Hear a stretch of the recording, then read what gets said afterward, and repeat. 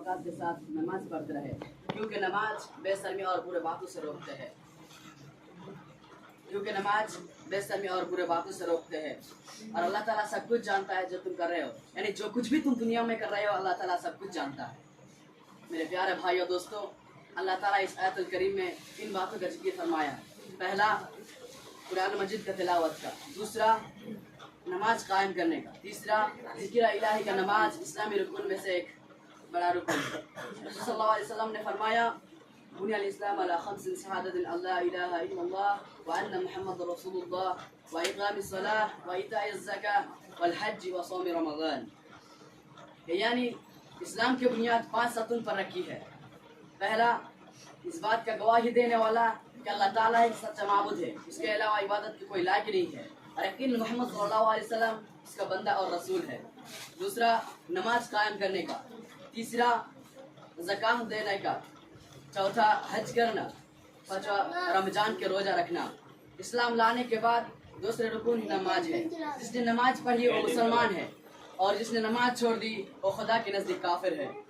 اللہ تعالیٰ سچ فرمایا ان الحسنات یذھبن السیئات، یعنی نیکیاں برائی کو دور کر دیتا ہے،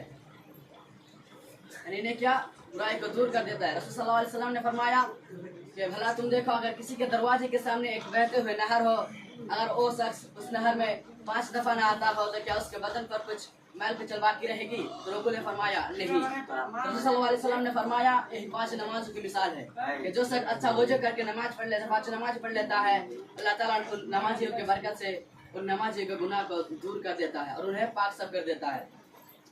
رسول صلی اللہ علیہ وسلم ایک مرتبہ ایک درخت کے ساتھ ہاتھ سے پکڑ کر ہلایا تو اس کے سارے پتے جھڑ گئے، تو رسول صلی اللہ علیہ وسلم نے فرمایا مسلمان جب اچھا وضو کر کے 5 نماز پڑھ لیتا ہے تو اس کا گناہ اسی طرح جھڑ جاتا ہے جیسے اس درخت کے پتے جھڑ گئے۔ اللہ تعالیٰ نے فرمایا دن کے دونوں کنارے اور رات کے کچھ حصہ میں نماز پڑھ لیا کرو، کیونکہ نماز برائی کو دور کر دیتا ہے۔ رسول صلی اللہ علیہ وسلم نے ایک حدیث میں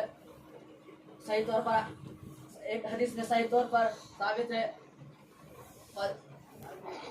العہد الذی بیننا وبینہم الصلاۃ فمن ترکہا فقد کفر، کہ ہمارے اور کافروں کے بیچ نماز پڑھنے کا ذمہ داری ہے کہ جس نے نماز پڑھی وہ مسلمان ہے، اور جس نے نماز نہیں پڑھی اس نے چھوڑ دیا، اس کا انکار کیا، وہ کافر ہے۔